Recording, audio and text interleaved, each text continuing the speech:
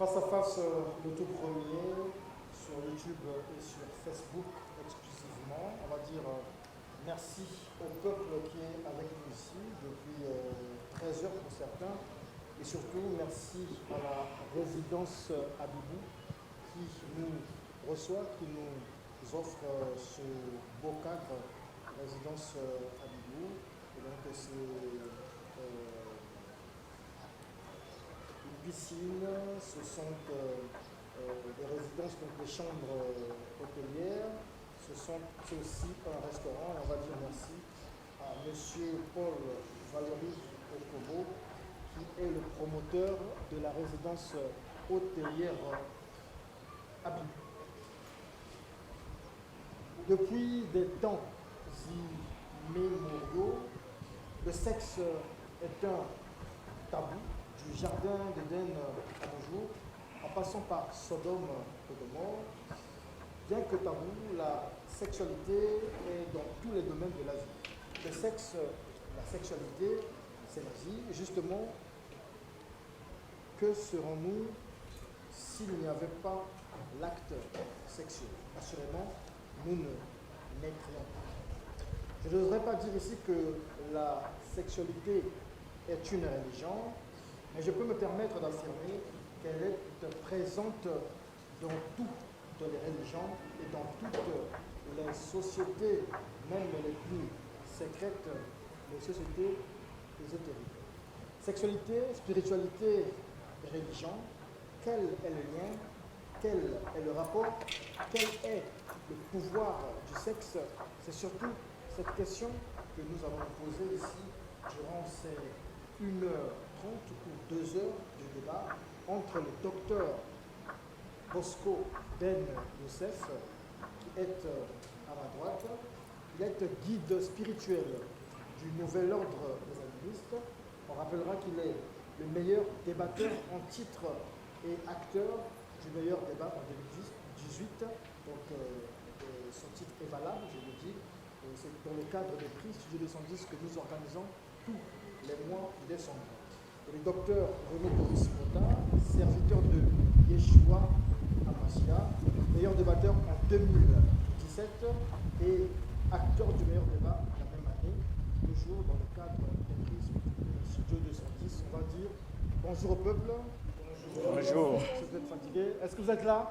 Oui. Merci beaucoup. Voilà, on applaudit pour vous-même.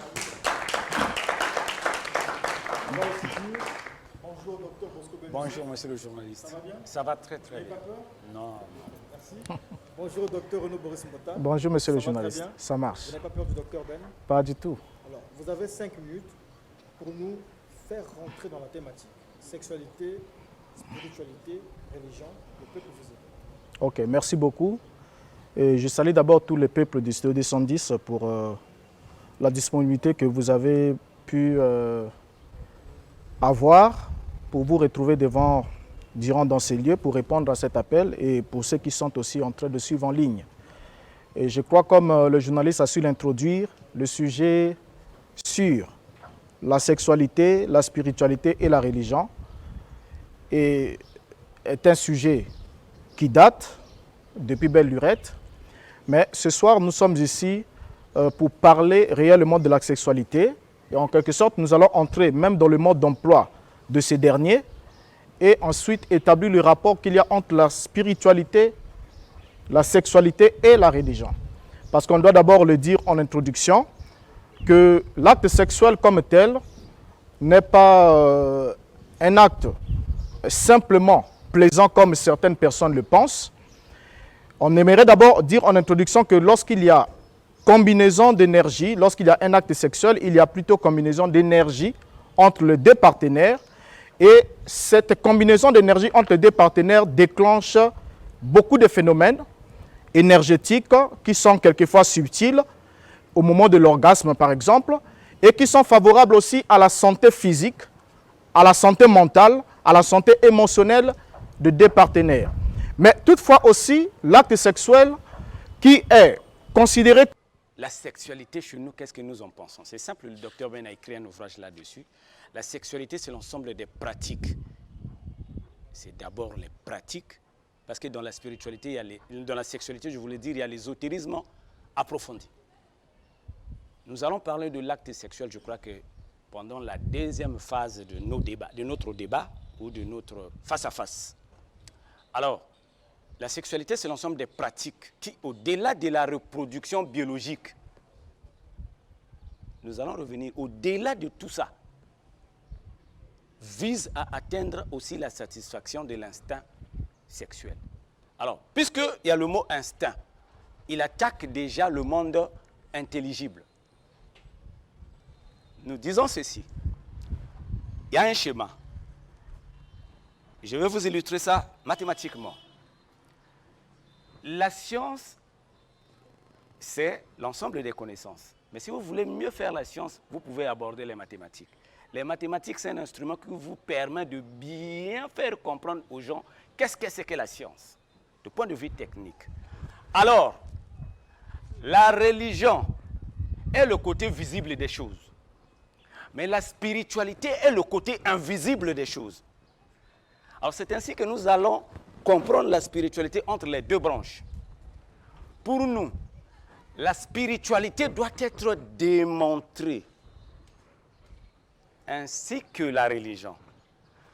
Mes méthodes de ce soir ne seraient pas compliquées.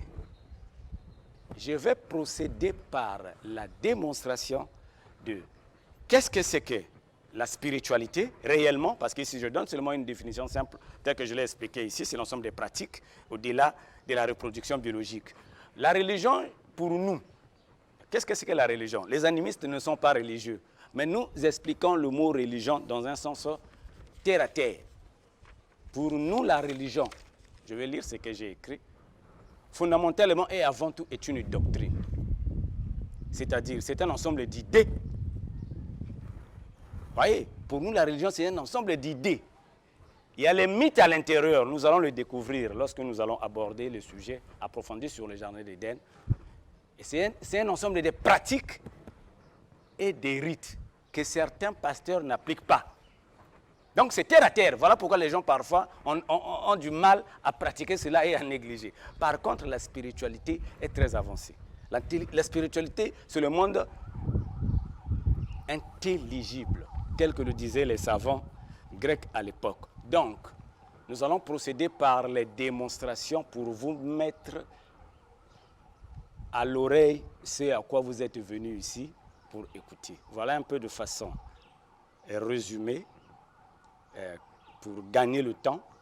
Et je vous donne cela tout en attendant ce que mon frère va déverser ici. Je vous remercie. Merci beaucoup pour ces deux entrées de jeu des docteurs René Boris Bota et Bosco Ben Youssef.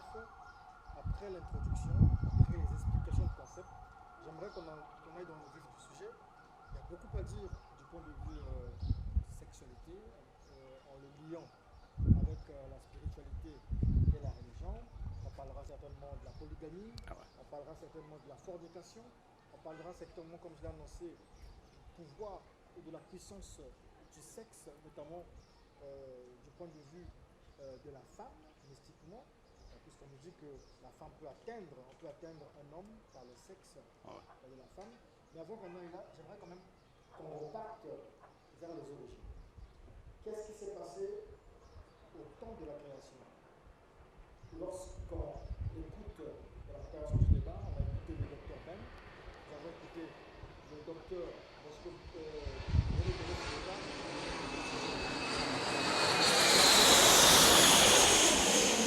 Il nous a été dit que le jardin d'Éden, ce n'était pas le fruit, parce que Adam et Ève, ce n'était pas le fruit, il était question du serpent ancien qui avait la forme d'un homme et qui eut à cette époque-là des rapports sexuels avec Ève.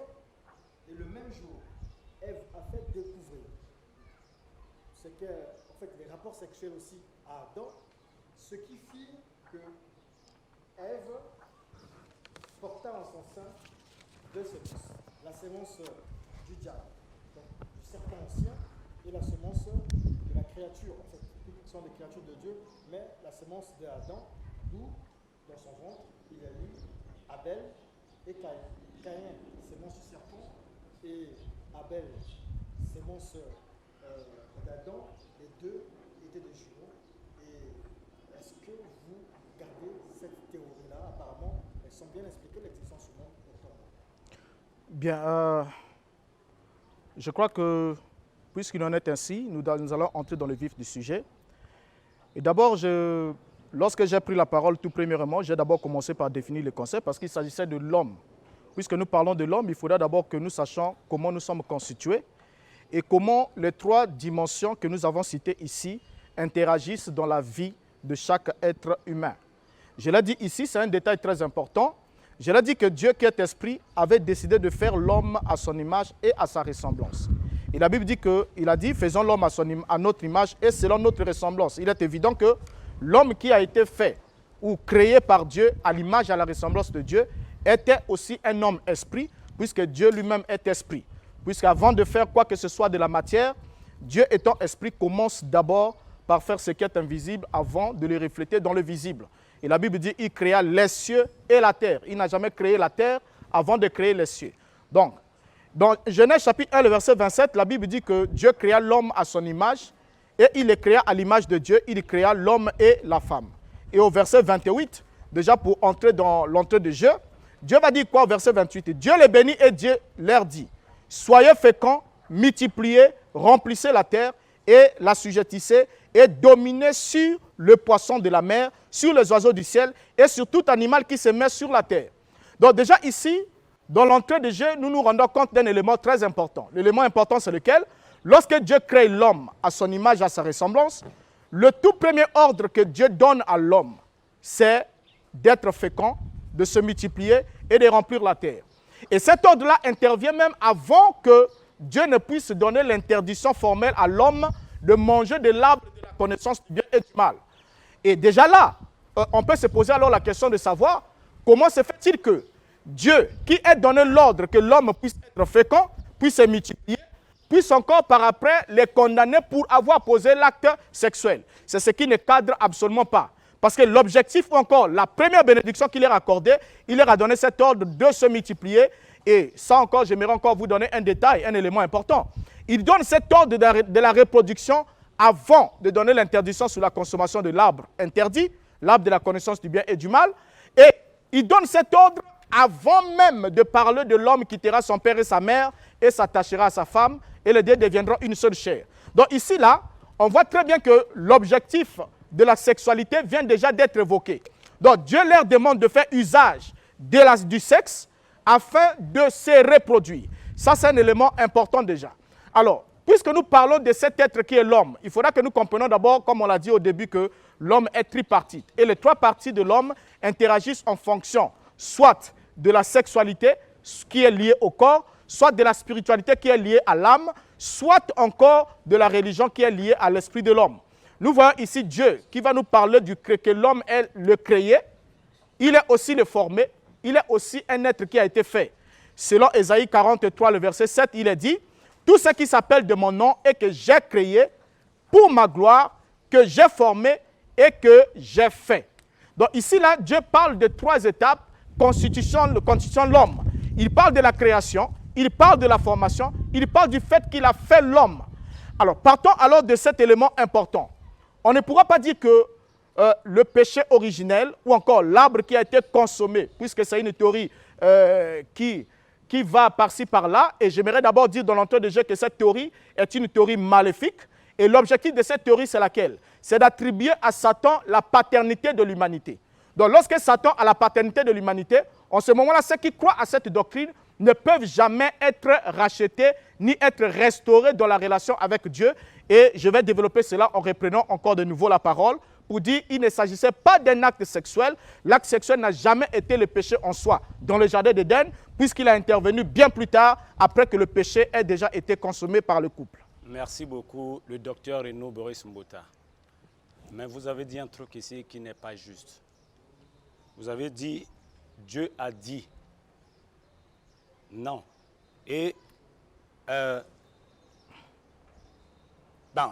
comment est-ce que Dieu qui a déjà donné la forme de l'idée sur la reproduction et l'arbre soit un instrument de sexualité au lieu que ça soit tout simplement une pomme. Une pomme. Non, soyons clairs. Une pomme. Vous n'avez pas cité la pomme. C'est ce qui n'est pas juste. Monsieur Mbota, il y a la différence entre Dieu et l'Éternel. Ce texte que vous venez de lire, de Genèse chapitre 1 jusqu'au verset 50, on parle de l'Éternel. Vous comprenez, les gens n'ont jamais su ça. Là-bas, c'est la partie mythologique. On parle de l'Éternel. Je vais vous lire le verset. Il a sauté certaines choses. On dit, Dieu a créé l'homme à son image. Et Dieu leur a dit de tout manger. Dieu a trouvé que Dieu a créé les animaux. A créé les animaux. A créé l'homme à son image tel qu'il a dit. A créé les plantes. Il y a même la contradiction. Dieu dit mangez tout. Et Dieu vu que cela était bon. Quand Dieu a créé les animaux, dans le verset qu'il a lu là, pourquoi Dieu n'a pas vu dans le serpent c'est la chose qui était mauvaise? Pourquoi la ruse du serpent ne sort pas depuis le verset 1 de la Genèse jusqu'au verset, c'est le verset 29, le verset 28, le verset 29. Pourquoi Dieu a dit que toute chose était bonne? Dieu n'a pas dit que le serpent était mauvais. Mais quand vous prenez Genèse chapitre 2, à partir de 1 à 50, là-bas on vous dit que le serpent est rusé. Comment expliquer ça, Mbota? Essaye un peu de nous faire cette différence. Dieu dit que le serpent était rusé, alors que lui, lorsqu'il crée l'homme à son image, il dit que Dieu créa tout et vu que cela était bon, il dit à l'homme de tout manger.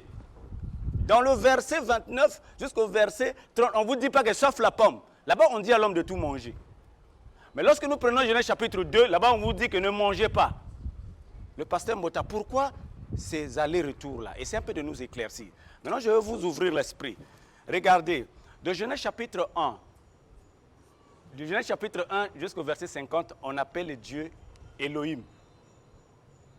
De Genèse chapitre 2, 1 jusqu'au verset 50, on appelle Dieu Yahvé Adonai Elohim. Le pasteur Mbota continue en train de parler des deux versets, il ne vous fait pas la différence entre là où on est en train de parler de Dieu et là où on est en train de parler de l'Éternel. Il va vous dire non, c'est la même chose, ce n'est pas la même chose. C'est pour différencier à quel moment il y a la partie mythologique et à quel moment il y a la réalité ou l'interprétation de ce qui s'est passé réellement. Est-ce que vous comprenez? Alors, deuxième chose, le pasteur Mbota, est-ce que le jardin d'Éden a existé? Pour vous montrer qu'il s'agit tout simplement des allégories qui demandent les véritables interprétations. Écoutez ce que la Bible dit. Leur âme sera comme un jardin arrosé. Jérémie chapitre 31, verset 12. Un jardin n'est pas forcément un champ biologique. Voyez, il nous faut commencer d'abord, tel que vous l'avez dit ici, interpréter les concepts. Alors, si le jardin d'Éden existait, vous devez nous situer ça. Ça se trouvait où? Et deuxièmement, quelle est la carte géographique que vous avez en possession qui vous permettrait de situer ce jardin? Si vous n'avez pas cette carte, moi je veux vous la donner pour vous montrer qu'il s'agit des allégories. Vous devez me dire à tous ceux qui sont ici où se trouvait le jardin d'Éden. Parce que c'est un lieu géographique. Il vous faut une carte pour situer un lieu géographique. Si vous n'avez pas de carte, comment est-ce que vous allez nous dire ici que le jardin d'Éden se trouvait à un tel endroit? Donc, vous devez me le dire et tout en vous situer sur les cartes parce que nous sommes sur un débat basé sur la démonstration. Qu'est-ce que c'est que la démonstration? C'est un procédé incontestable de présentation de la vérité. Vous comprenez? C'est un procédé incontestable. C'est-à-dire, on vous dit des trucs ici, vous n'allez plus contester. Je veux que vous sortez d'ici sans les doutes. Je vais vous définir le serpent. Je vais vous faire cette démonstration en trois côtés. Le côté mythologique, le côté biologique, parce que j'ai emmené la pomme, autrement dit la botanique, et enfin les allégories ou le côté religieux. Pourquoi est-ce que les pasteurs s'attardent là-dessus? Alors, le pasteur Mbota va me répondre d'abord sur où se trouvait le jardin d'Éden, pour nous convaincre, nous tous ici. Et deux, est-ce que le serpent, c'est le serpent comme tel? Et la troisième question, est-ce que le jardin d'Éden, quand on nous parle réellement, c'est un jardin vrai ou une allégorie? Merci beaucoup. Merci. Alors déjà, je me rends compte que vous avez plus de questions que des éclaircissements. Et ça, c'est déjà un élément important qu'il faudra d'abord noter. La Bible ne parle pas d'une pomme. Hein, si vous avez un verset qui parle de la pomme, vous nous le brandissez tout de suite et nous allons rectifier les tirs. Mais la Bible ne parle pas d'une pomme. La pomme, c'est une interprétation que les hommes ont eu à introduire pour dire, écoutez, Adam et Ève ont mangé une pomme au commencement. Mais il n'y a aucun verset biblique, aucun texte biblique, que ce soit en hébreu, comme dans le texte traduit, qui évoque une pomme. Mais la Bible parle du fruit. Et nous allons, avec le temps, puisque nous sommes dans le débat là-dessus, nous allons parler de ce qui s'est réellement passé et de quel arbre il s'agissait. Alors, pour revenir un peu, puisque vous avez lâché beaucoup de choses pêle-mêle, moi, je pense que pour qu'on puisse éclairer l'auditoire, nous devons prendre point par point, parce que quand vous lâchez beaucoup de choses pêle-mêle et vous posez beaucoup de questions à la fois, sans apporter une contribution à l'évolution du débat, alors cela nous fera perdre un temps. Parce que dans la tranche de prise de parole, je ne peux pas répondre à 5 ou 6 ou 7 questions que vous avez posées. Je ne sais pas avec laquelle je dois prendre en premier. Alors, donc déjà ici, lorsque vous dites que l'homme, sur son régime alimentaire, parce que c'est là où vous avez introduit d'abord en premier lieu. Dieu avait dit que tout était bon. Évidemment, Genèse chapitre 1, le verset 29 dit ceci. Et Dieu dit, voici, je vous donne toute l'herbe portant de la sémence et qui est sur la surface de toute la terre, et tout arbre ayant en lui du fruit d'arbre et portant de la sémence, ce sera là votre nourriture. Donc là déjà, au chapitre 1er, il est prescrit que tout arbre pourra leur servir de nourriture. Parce qu'à cette époque, avant la chute, l'homme n'était pas carnivore. Il ne mangeait ni le poisson, ni les autres êtres vivants qui avaient du sang. Mais il était juste dans ce régime ici. Alors, dans Genèse chapitre 2, le verset 16, Dieu leur fait cette précision. L'Éternel Dieu donna cet ordre à l'homme. Tu pourras manger de tous les arbres du jardin, mais tu ne mangeras pas de l'arbre de la connaissance du bien et du mal, car le jour que tu en mangeras, tu mourras. Alors là, déjà, il faudra relever un élément important, c'est lequel? Quand Dieu interdit à l'homme de ne pas manger de l'arbre interdit, parce que Dieu a opéré dans la création et il y a eu la formation. Dans la création, il a créé l'homme et la femme dans un seul acte. Mais dans la formation, il a formé le corps de l'homme de la poussière de la terre avant de lui former le corps d'une compagne. Voilà pourquoi, avant de former la femme, il va dire, il n'est pas bon que l'homme soit seul, il lui faut une femme. Il va alors emmener les animaux vers l'homme. L'homme va voir que les animaux étaient couplés.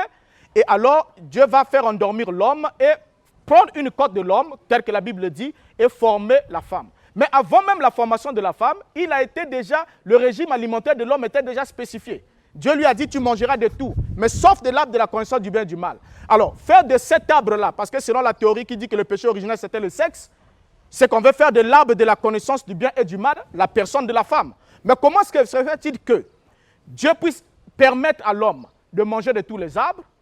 Et il précise bien que l'arbre était au milieu du jardin. C'était l'arbre de la connaissance du bien et du mal. Il n'y avait pas que ça comme arbre, il y avait aussi l'arbre de vie. Maintenant, on dit, écoutez, l'arbre de la connaissance du bien et du mal, c'était la femme. Et cette théorie-là est une théorie fausse. Parce que cette théorie se base sur quoi? Ils prétendent, ils déforment cette écriture en disant, regardez, le fruit était au milieu du jardin. Et la femme est un jardin botanique. Et comme la femme est un jardin, le centre du corps de la femme, c'est le sexe. Donc l'homme ne devait pas toucher au sexe de sa femme. Mais c'est absurde. Parce que là, l'homme reçoit d'abord l'ordre de se multiplier, de se reproduire. Et en plus de ça, en dehors des fonctions organiques du sexe, le sexe a d'abord, excusez-moi le terme, je le dis ici, par exemple au niveau de la femme, elle a par exemple le clitoris. Mais c'est un organe qui est uniquement pour le plaisir sensuel. Donc, lorsqu'elle a été formée avec tous ces éléments. Alors, on ne pourra pas dire, écoutez, voilà, la femme est là, et vous devez vous reproduire, et ensuite Dieu vient faire le contresens pour dire, vous ne devez pas avoir des activités sexuelles. C'est un contresens, parce que chez l'homme, l'homme se reproduit par le sexe, les animaux se reproduisent par le sexe. Donc, si l'homme ne devait pas toucher à la femme, alors que les animaux aussi, Dieu leur a donné le même ordre, il a dit, multipliez, remplissez la terre.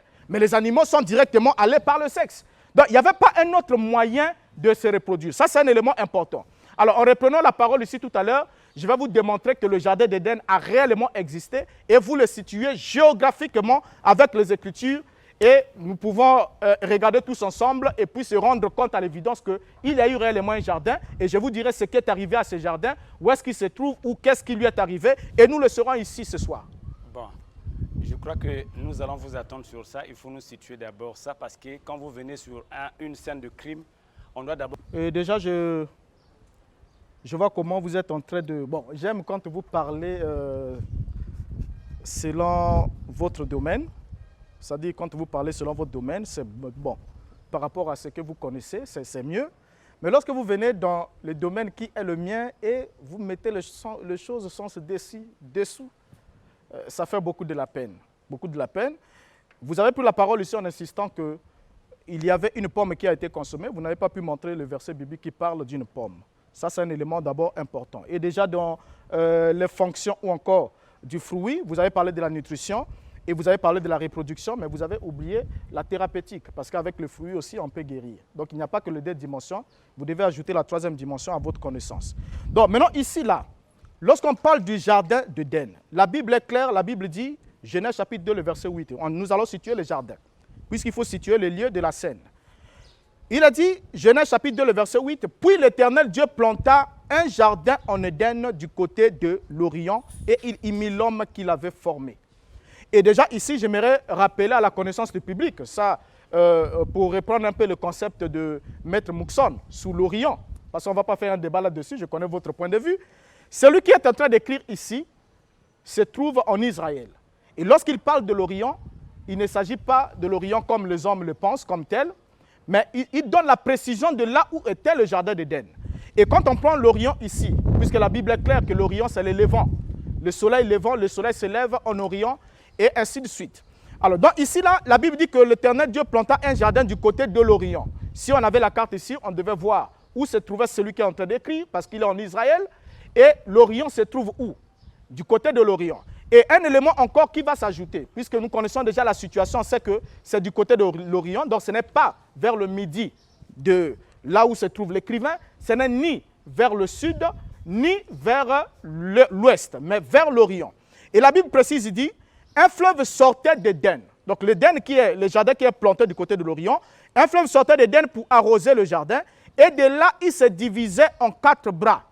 Le bras du premier est Pishon, c'est celui qui entoure tout le pays de Havila, où se trouve l'or, et l'or de ce pays est pur, et on y trouve aussi du bédélium, de la pierre d'onyx.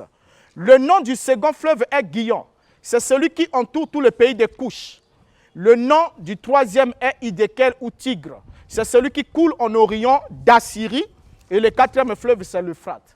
Et déjà ici, j'aimerais apprendre à votre connaissance que les 2 fleuves qui sont, les 4 fleuves qui sont cités ici, les 2 fleuves coulent aujourd'hui quand vous allez au Moyen-Orient, en la Mésopotamie, parce que Mésopotamie signifie territoire entre les 2 fleuves. Et quand vous allez au Moyen-Orient, vous allez bien trouver le fleuve Euphrate et vous allez bien trouver le fleuve Tigre. Et ces 2 fleuves ont en quelque sorte une source commune. Ils se divisent en un certain niveau. Et ils se jettent tous les deux dans le golfe Persique. Les 2 fleuves sont là. Alors, où sont passés les 2 autres fleuves? On a retrouvé les lits de fleuves souterrains. Souterrains, là, dans cette zone désertique. Alors, pour savoir où se trouve, déjà là, géographiquement, on peut prendre la carte, nous voyons bien le fleuve Euphrate qui est là, nous voyons le Tigre qui est là. Donc, le Tigre et le fleuve et l'Euphrate arrosaient le jardin d'Éden. Et quand on parle d'arroser, ça signifie quoi? Ça signifie que la source de ce fleuve était en dehors du jardin. Et les fleuves traversaient le jardin et se jetaient dans le golfe Persique. Donc si on veut retrouver le jardin d'Éden, on va là. Et nous allons retrouver le jardin, là où était le jardin, entre les 2 fleuves. Maintenant, qu'est-il arrivé au jardin d'Éden? La Bible précise bien, c'est Dieu qui va parler dans le livre d'Ésaïe. Il parle à Pharaon. Il dit que je vais t'engloutir, je vais t'enfoncer sous terre, comme je l'ai fait pour les arbres d'Éden ainsi que tous les animaux. Alors, laissez-moi vous dire un élément important. Lorsque l'homme pêche, Dieu chasse l'homme du jardin d'Éden. Et il met le chérubin. Ensuite, qu'est-ce que Dieu va faire? Il ne va pas laisser ce jardin ainsi. Il va le détruire. Puisqu'il a dit d'abord dans Ésaïe, il dit que j'ouvrirai la terre et je vais t'engloutir comme je l'ai fait pour les arbres d'Éden. Je peux vous lire les versets ici. Alors, donc, c'est la même chose que Dieu a fait. C'est ce qui explique aujourd'hui, scientifiquement, qu'il y ait abondamment du pétrole dans cette zone. Pourquoi? Parce que tous ces jardins qui étaient là, a été enfoui, retourné et enfoui sous terre. Et vous le savez très bien scientifiquement, vous êtes un scientifique, que le pétrole provient de la décomposition des organismes et des êtres vivants, ainsi que des fossiles. Donc c'est ce jardin-là qui a été enfoui, qui a fait en sorte que, quand vous avez une végétation en surface, quand vous retournez la végétation, le dessous de la végétation apparaît et devient le désert, et toute la végétation est enfouie. Et c'est ce qui a donné ce qu'on a aujourd'hui du pétrole. Et c'est la zone la plus pétrolifère au monde, parce que le jardin d'Éden était là. Que Yahvé Adonai Elohim avait créé. La version biblique que vous avez ordinairement, moi j'ai la version hébraïque. J'ai amené la version hébraïque qui dit que le serpent était nu. Moteur, pourquoi là-bas on parle de la ruse? Alors que les hébraïques, les juifs eux-mêmes disent que le serpent était nu. Mais ça, vous ne lisez pas ça dans vos Bibles ordinaires. Voilà pourquoi. Docteur Renaud Boris Mbota, docteur Bosco Ben Youssef, on va passer, voilà, ceux qui ont des questions, ceux qui se sont inscrits, peuvent aller de l'autre côté, voilà, peuvent aller de l'autre côté, pour adresser ou poser vos questions. C'est monsieur, vous vous présentez et vous posez votre question.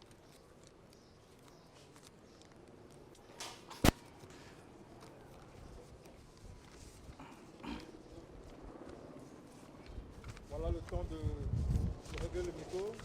Vous essayez de reculer, voilà. Essayez de placer le monsieur, s'il vous plaît. Voilà.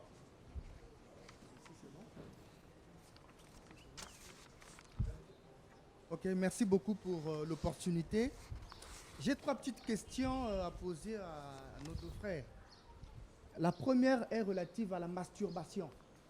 Nous parlons de la spiritualité, de la sexualité, et je crois que la masturbation fait partie donc de ces dimensions-là. Ouais. Est-ce un acte positif ou négatif? Ça, c'est la première question. La seconde, quel serait l'impact de la sexualité dans la vie d'un homme spirituel? Ça, c'est la seconde. Et la troisième, Jésus avait-il connu l'acte sexuel? J'en ai terminé, merci. Merci. Les questions sont posées à qui? Les deux. D'accord. On va commencer par le docteur Ben Youssef qui avait la parole. Donc, la masturbation, est-ce bien ou mauvais? Bien. Je suis un animiste. Je ne peux pas répondre à la question sans pourtant que je sois dans la doctrine. Ta question est tellement importante qu'elle nécessite aussi une réponse importante. Alors, je dis ici, lorsque je parle de la reproduction des spermaphytes, c'est-à-dire les plantes, parce qu'on parle du fruit, nous sommes dans la botanique mythologique qui est illustrée dans la Bible que les pasteurs ont un tout petit peu de difficultés à comprendre.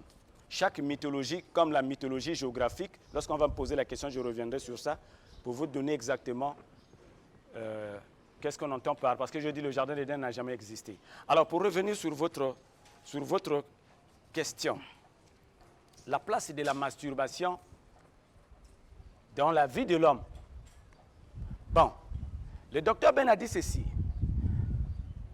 Que ce soit l'animisme, que ce soit la religion, il y a les rites, les pratiques et les dogmes. Dans la haute spiritualité, pour atteindre un but donné, si vos exercices de faire sortir votre esprit vous recommandent la masturbation, elle n'est pas mauvaise. Parce que c'est une technique. Le corps sexuel de l'homme est comme un cerveau. Vous voyez? Les gonades, la prostate, ainsi que le vessie. C'est comme un cerveau. Alors, quelle est l'énergie qui anime le sexe? Mais c'est ce qu'on appelle par la sexualité. La sexualité est une énergie. Or, cette énergie-là, vous pouvez la faire sortir pour dominer une personne. Vous pouvez l'appliquer dans le domaine du travail. Vous avez un ami qui veut vous ravir le poste. Mais si dans vos pratiques, dans vos rituels, il est question que vous faites sortir de l'orgasme sans pourtant passer par une femme qui peut vous affaiblir après, vous pouvez procéder par la masturbation. Parce que n'oubliez pas que le docteur Ben dit toujours, dans la vie de l'homme, il y a 3 choses. Il y a sa beauté, sa force musculaire, ainsi que son intelligence. Vous devez jouir de vos talents. Mais si pour faire mouvoir un talent, et que dans vos pratiques, vous êtes... Parce que la majorité des gens ne se masturbent pas en public, on se masturbe dans sa chambre, autrement dit dans un temple. Donc il y a des choses qui se passent discrètement là-bas, que l'homme est capable de le faire. Je prends un exemple. S'il est question qu'en se masturbant, vous évoquez l'esprit de Michelle Obama, est-ce que vous trouverez ça mauvais? Non, c'est parce qu'en se masturbant, les gens parfois inventent les images qui ne sont pas vraies. Donc si l'image qui est devant vous, qui permettrait que vous vous concentrez pour projeter votre esprit, nécessite que vous passez par la masturbation, elle n'est pas mauvaise. Elle n'est pas mauvaise. Docteur Renaud Boris, Elle n'est pas mauvaise. sur la masturbation. Bon, mais déjà, rien que la définition de la masturbation, c'est d'abord une pratique sexuelle qui consiste à stimuler les parties génitales. Donc c'est de l'autostimulation des parties génitales par l'intéressée elle-même. Et j'aimerais déjà répondre fraîchement à mon cher ami que c'est archi faux. Pourquoi? Parce que la sexualité exige deux pôles. Il y a le pôle positif et le pôle négatif. Il y a le pénétré et le pénétrant. L'homme est le pénétrant et la femme est le pénétré. Il faut que les deux puissent se combiner et c'est ce frottement-là qui permet à ce que la vie puisse s'opérer. Maintenant, lorsque la personne se donne elle-même du plaisir, ça veut dire qu'on se retrouve soit, si c'est un homme, on se retrouve juste avec une énergie positive qui frotte le positif. Si c'est une femme, on se retrouve avec une énergie négative qui frotte le négatif. Et ça, c'est totalement la sémence de l'homosexualité. Parce que la plupart de ceux qui ont pu déclarer leur homosexualité, qui se sont rendus compte qu'ils sont homosexuels, c'est des gens d'abord qui ont commencé à un certain moment à se livrer à des pratiques de masturbation. Donc, une fois qu'on se masturbe, on se donne le plaisir soi-même, alors on n'a plus, c'est-à-dire quand on se masturbe, parce que c'est une opération totalement spirituelle, ça a de l'impact, puis on va rentrer dans la dimension spirituelle. Lorsqu'un homme se masturbe, cet homme-là se donne du plaisir sans la femme. Donc, c'est le positif qui frotte le positif. Et il n'y a pas attraction, il y a répulsion au niveau du monde spirituel. Alors, à ce moment-là, pour que cet homme puisse jouir, il faudra qu'il puisse créer une image dans son champ spirituel. Dans le champ de sa pensée, il crée une image, soit c'est une image pornographique, soit c'est l'image d'une femme, soit c'est un désir refoulé, et il se crée cela, et ça lui permet d'avoir du plaisir. Mais laissez-moi vous dire qu'il pose cet acte physiquement seul, mais spirituellement, il le pose avec des démons. C'est un acte spirituel qu'il fait avec des démons, parce que ça se passe au niveau de son intellect, au niveau de son imagination. Alors, donc ça, c'est quelque chose qu'on ne peut pas conseiller à quelqu'un. Mais bon, je ne pourrais pas dire que c'est un péché. Pourquoi? Parce que celui qui se livre à la masturbation montre simplement qu'il est encore sous l'emprise du diable. Donc, il est encore lié dans le royaume des ténèbres. Parce que tout homme vient naturellement dans ce monde en tant qu'esclave de Satan. Et Satan, en fait, Par la masturbation est condamné d'office, puisqu'il est dans le monde des ténèbres. je ne voudrais pas dire qu'il est condamné. Pourquoi? Parce qu'il est ne pécheur. C'est-à-dire qu'il se masturbe, qu'il ne se masturbe pas, à la fin de sa vie, s'il n'est pas de nouveau, c'est-à-dire s'il n'y a pas eu transfert du royaume, il va en enfer. Donc ça, ce n'est que des signaux, c'est en quelque sorte des signaux qui sont juste en train de tirer l'alarme pour lui montrer qu'il n'est pas en bonne relation avec son Créateur. Ça veut dire qu'un monsieur qui ne pêche pas, en fait, qui ne pêche pas souvent, qui mène une vie saine, s'il se masturbe. Un monsieur qui ne pêche pas, qui mène une vie saine, au fait, on ne peut pas mener une vie saine si on n'est pas de nouveau. Ça, c'est d'abord un élément important. Et sur ce point-là, ça, il faut qu'on le dise, parce qu'il y a une véritable solution. La masturbation est un vrai fléau. Parce que nous rencontrons, que ce soit dans les réseaux sociaux, partout, nous rencontrons des gens qui ont ces sérieux problèmes-là.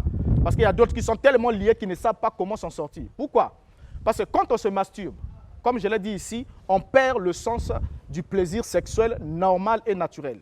Et du coup, lorsqu'on le perd, quand c'est un homme, les femmes deviennent inutiles, tout ça là. Parce que le monsieur peut entrer, il y en a d'autres, même 5 fois par jour. La question posée par le frère, c'est la place de la spiritualité dans la vie de l'homme. La sexualité, La place de la sexualité dans la vie d'un homme spirituel. oui, mais cela ne pose pas de problème, aussi longtemps que c'est une sexualité qui obéit aux normes de la volonté de Dieu. Lorsque la sexualité obéit aux normes, vous pouvez jouir. Quoi, les normes de la volonté de Dieu? Le norme de la volonté de Dieu signifie que vous devez pratiquer l'acte sexuel avec une femme de votre choix, premièrement, et secondo, avoir l'autorisation de son père pour le faire. Et cette autorisation est définie de plusieurs manières. Bon, je le dis clairement. Faire avec une femme mariée officiellement. Je ne dirais pas marié officiellement. Pourquoi? Parce que dans la Bible, ici, je parle avec le texte biblique. Vous voyez? Je parle ici de la fille, puisque la société biblique était une société patriarcale, et la fille appartient à son père. Et nous avons par exemple le cas de Jacob. Jacob est venu, quand il a voulu épouser sa femme, on lui a dit travaille 7 ans pour avoir la première femme, Léa, Rachel, on lui a donné Léa à la place. Mais ensuite, quand il s'est plaint, le père lui dit finis la semaine avec celle-ci, je te donne aussi la seconde, je te donne Rachel, pour les 7 autres années que tu feras chez moi. Mais lui, il est allé, je vous ai dit ici que sous le Brésil, Le drisil, c'est l'arbre qui se trouvait au milieu du jardin d'Éden. Il y avait 3 puits. Jésus a causé avec une femme tout autour d'un puits. Tout autour d'un puits. Vous voyez la forme du sexe, on appelle ça la cruche. L'âge du verseau. La cruche. Le puits, c'est le corps féminin. Quand vous mettez une cruche dans un puits, vous êtes en train d'interpréter l'acte sexuel avec les expressions allégoriques. Jésus a approché une femme prostituée qui menait une mauvaise vie. Dans Jean chapitre 4, à partir du verset 12 jusqu'au verset 42. Pour vous aider, je peux prendre à partir du verset 39. Bon, le verset 15. Ou le verset 14. Parce qu'on a dit que les véritables adorateurs comprendront les choses de Dieu par l'esprit. Autrement dit, par l'émanation. Mais c'est Jésus qui le dit, quand il croit à cette femme. C'est que moi je fais là avec la femme là, il y aura les grands qui viendront, qui comprendront cela par l'esprit. Et non par la chair. La femme samaritaine. Alors Jésus dit, et la femme l'a dit, oh, toi tu n'as pas de cruche, est-ce que toi tu peux donner de l'eau à un homme? Bon, disons les choses clairement, peut-être Jésus avait une petite cruche. Mais est-ce que, bon, il y a des femmes parfois qui vous disent de façon, entre guillemets, you are mobilité. Ce n'est pas pour autant dire que vous n'êtes pas homme. C'est très important. C'est très important. Disons les choses avec beaucoup de simplicité. Peut-être Jésus pouvait tenter de le faire. Et l'a fait. Il le faisait et ne l'a pas pu peut-être terminer avec cette femme-là. Parce que la femme-là a dit, je ne vois pas comment est-ce que vous arriverez jusqu'au fond du puits. Parce qu'entre vos mains, vous êtes vide. Vous êtes vide entre les mains. Vous n'avez pas de cruche sérieuse. Merci beaucoup. Vous comprenez? Donc ça fait partie des allégories. La question est posée. Jésus et l'acte sexuel, qu'est-ce que vous pouvez en dire? Bon, mais comme toujours, je me dis, vous savez, lorsqu'on est en face d'une question, on n'est pas obligé de fabriquer une réponse si on n'a pas la réponse. Au fait, l'honnêteté spirituelle de quelqu'un qui a la connaissance demande que lorsque vous n'avez pas la réponse à une question, vous dites, c'est la première fois que je la rencontre, je n'ai pas la réponse, je vais peut-être étudier, je vais chercher. Mais, non, je le dis à cause de mon cher ami qui a raconté des énormités. Alors, donc déjà, pour Yeshua, il pouvait bien aussi se marier, avoir une famille, avoir des enfants et aller mourir sur la croix. Ça ne changerait absolument rien. Absolument rien. Parce que l'acte sexuel n'a jamais... Il n'y a pas un verset là où Dieu dit dans la parole, il dit que l'acte sexuel pose un problème.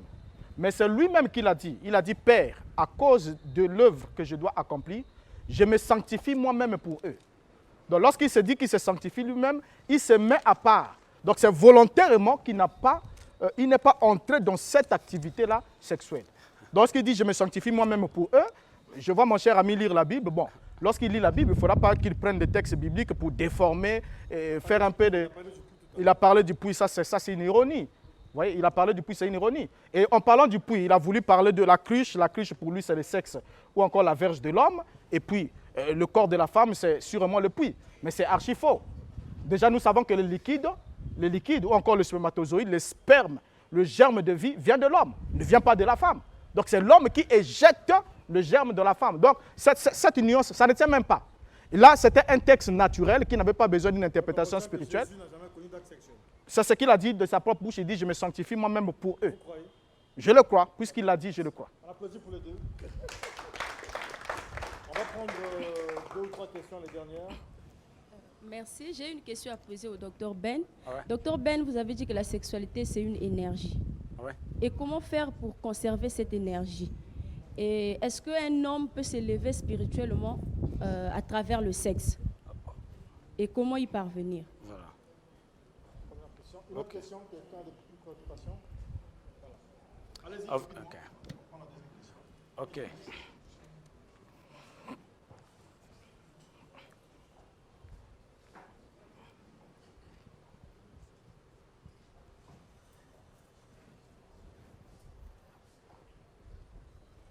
Au fait, Allez-y, allez-y.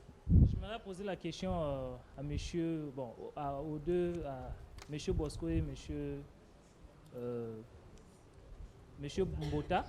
Au fait, c'est sur la création, en fait. Parce que j'ai vu, ils ont dit, l'autre a dit, Dieu, il y a eu le rapport sexuel au niveau du jardin. Pour bien situer le lieu.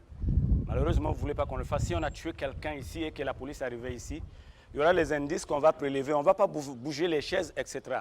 Donc, la scène du crime compte beaucoup plus, M. Mbota. Vous survolez sans pourtant nous situer le terrain. Alors, vous avez commis beaucoup des excuses et des erreurs. Je ne vais pas revenir parce que le débat n'est pas tellement trop sur la différence. Lorsque Dieu dit dans Genèse chapitre 1, 26 jusqu'au verset 27, Dieu créa l'homme et la femme. Il leur dit de tout manger. Le verset 2, 1 à 2, Dieu créa d'abord l'homme et Dieu fait endormir l'homme et retira de l'homme une côte qu'il forma la femme. Le pasteur Mbota, les deux interprétations ne sont pas les mêmes. Alors la force théorique que tu viens d'étaler sur le côté dans la présence de Dieu, la création et la formation. Non, Mbota, pour ceux qui ont étudié la Kabbale, il n'existe pas que seulement la création et la formation. Il existe aussi l'émanation et la fabrication. Vous voyez, parce que l'émanation, c'est la capacité qui permet à l'homme d'abord de faire tirer ce qui est dans le monde invisible. Or, dans le monde invisible, ce n'est pas la création. Le monde invisible, c'est l'émanation. Pourquoi n'avez pas vous dit, non, Dieu émana d'abord. Il n'y a pas eu d'abord la façon de cogiter de Dieu. Tu coupes ça, tu parles directement de la création et de la fabrication. Ça, c'est une théorie branhamiste. Alors, je passe là. Je reviens. Le pasteur Mbota, vos exposés sont teintés des fausses connaissances. Vous avez dit ici que la femme, il n'y a que l'homme et les animaux qui se reproduisent. Non, on a dit que ils ont mangé le fruit. Mais le fruit est un sexe. Monsieur Mbota, le fruit n'a que deux caractéristiques. La nutrition et la reproduction. Ce fruit que vous voyez là, c'est un sexe. Vous avez dit qu'il n'y a que les hommes qui ont le clitoris. Tu te trompes. Il y a les plantes. Il y a la reproduction des spermaphytes. Les plantes. Ce n'est pas pour rien qu'on a imagé la sexualité derrière la pomme ou le fruit. C'est Mbota. Toutes les spiritualités avancées, toutes les religions ont placé les allégories pour interpréter et expliquer aux hommes le sexe. Je te prends par exemple le cas de ton propre livre. Salomon dit dans Proverbe chapitre 31, je prends, le fruit de l'humanité c'est la vie. Mais qu'est-ce que c'est que la vie? Le fruit de l'humanité c'est la vie. Mais qu'est-ce que c'est que la vie sans le sexe? Voilà, donc si le fruit égale vie, mais qu'est-ce que c'est que la vie? Mais la vie n'a que deux choses. La reproduction et la nutrition. Mais entre la nutrition et la reproduction, Pasteur Mbota, quelle est la première des choses? Parce que vous me dites que je vous pose trop de questions. Oui, mais le débat, c'est ça. Alors, puisque j'ai que 2 minutes qui me restent ici, Salomon dit ceci. Il y a 3 choses qui ont dépassé mon entendement. Il dit les traces d'un homme sur une jeune femme. Et une prostituée, lorsqu'elle mange le fruit, elle est sur la bouche, vous la posez la question, elle dit, je n'ai rien mangé. Pasteur Mbota, la prostituée mange le fruit avec quelle bouche? Vous devrez nous expliquer parce que nous sommes sur un débat de sexualité.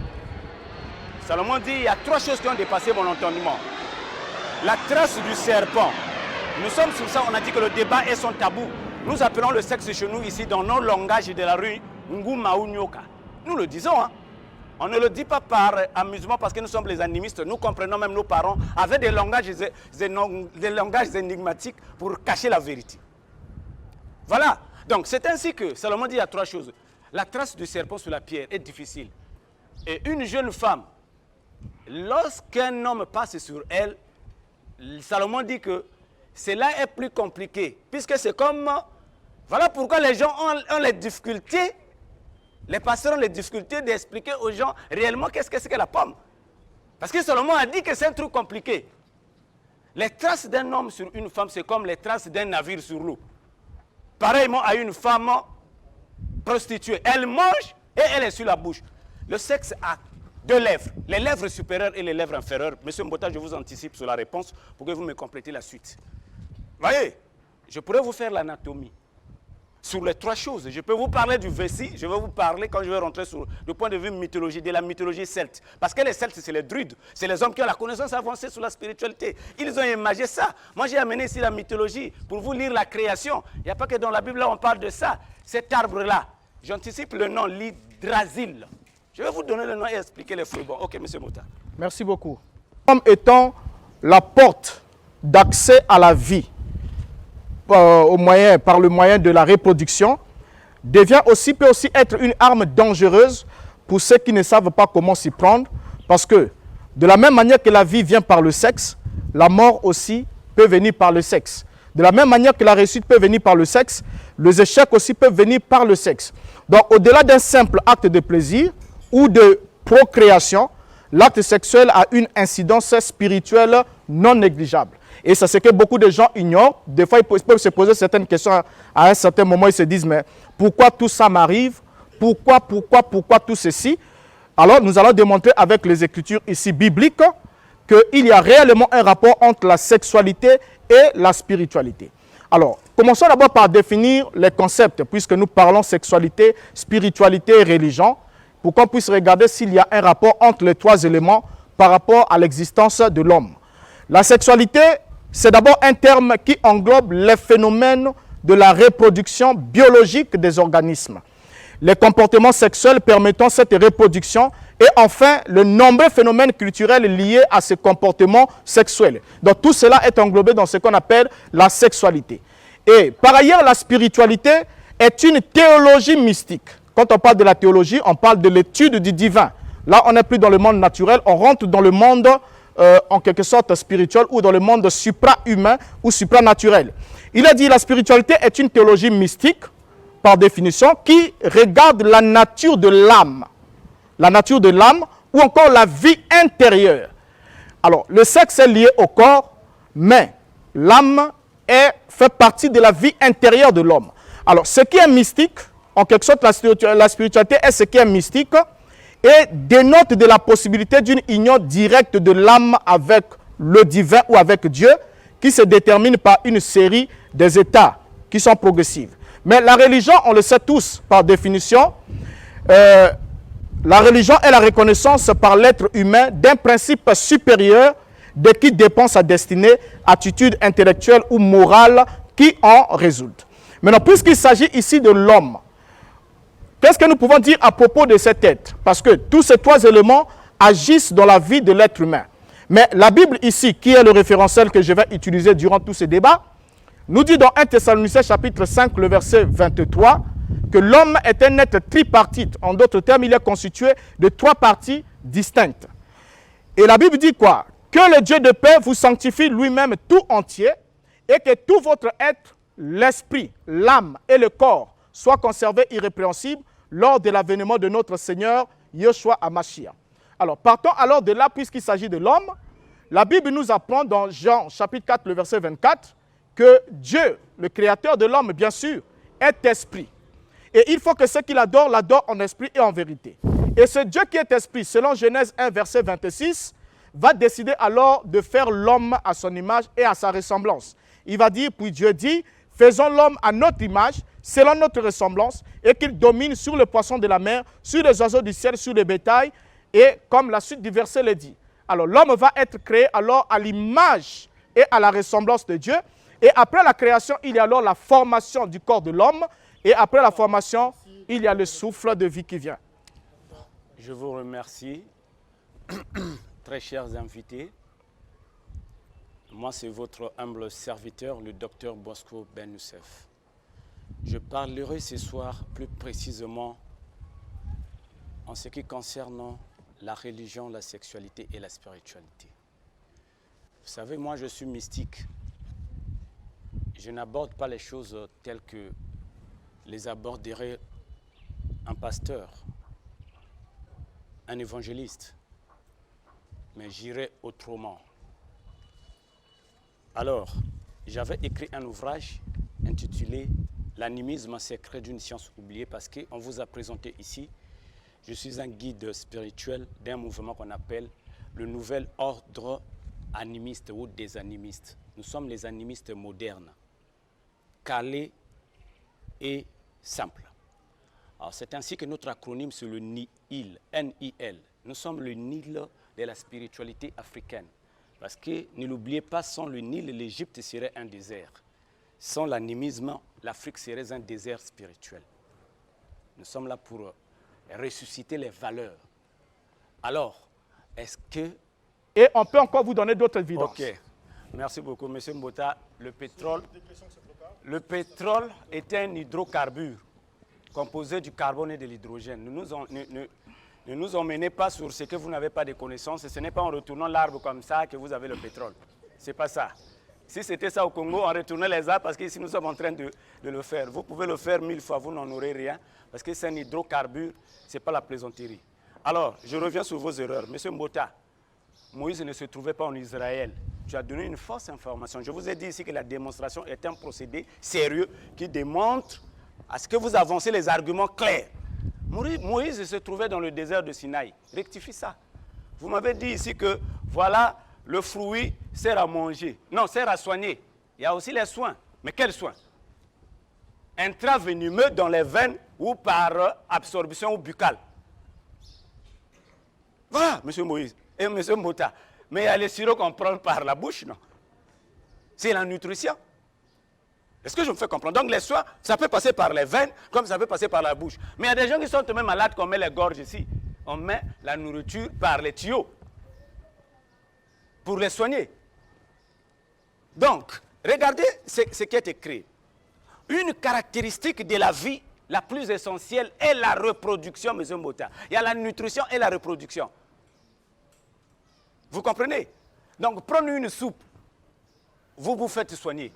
Puisque ça passe par le buccal, les soins buccales, par la bouche. Alors, je reviens. Vous avez encore une fois commis une erreur ici, que Dieu a englouti les pharaons. C'est quel pharaon? Donne-moi le nom. Je vous ai dit ici que la démonstration est un procédé incontestable de présentation des vérités. Nous sommes devant les intellectuels. Tous les momies des pharaons se trouvent en Égypte. Quel est ce pharaon-là que vous connaissez qui a été englouti? Et la momie se trouve où actuellement? Voilà, donnez-nous les informations véritables qui sont vérifiables. Alors, je reviens pour démontrer ce qui suit. Donc, je disais ici, du point de vue de la mythologie.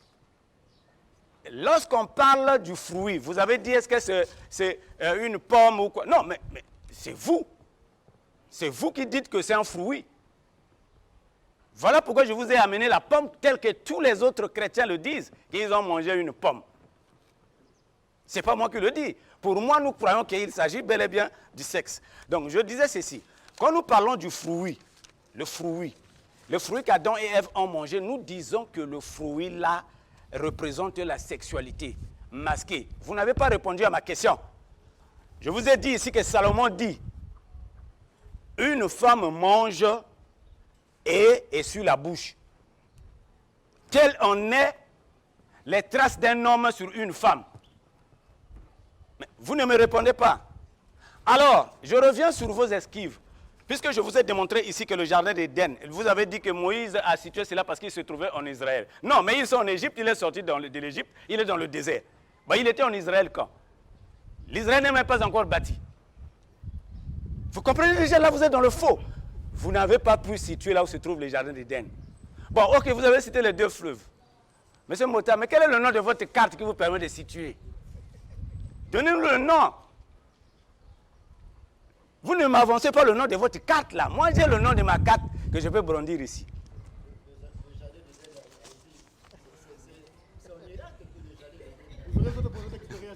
Ok. Ok. Non.